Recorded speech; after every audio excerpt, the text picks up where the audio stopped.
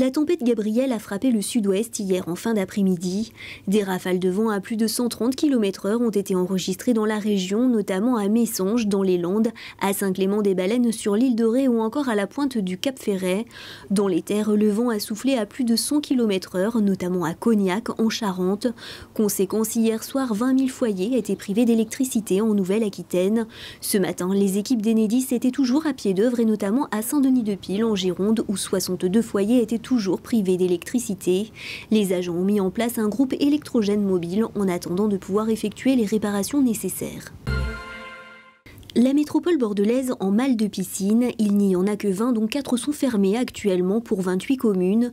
Le plan de 20 millions d'euros annoncé par Bordeaux Métropole en 2017 ne permet pas de pallier le manque de bassins dans l'agglomération.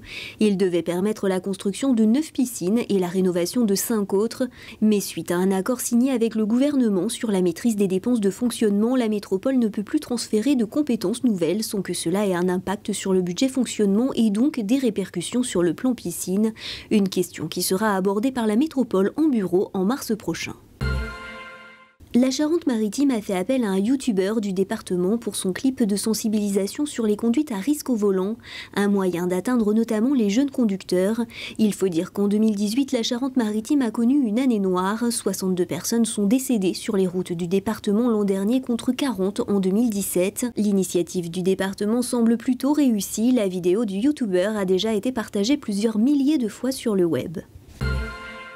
Les Bordelais d'Acha Mandala seront à l'affiche de la 22e édition du festival Musique à Pile le 8 juin prochain. La nouvelle a rapidement circulé sur les réseaux sociaux. Il faut dire que le groupe local s'était illustré en septembre 2017 en assurant la première partie des Insus au Stade de France devant 35 000 personnes.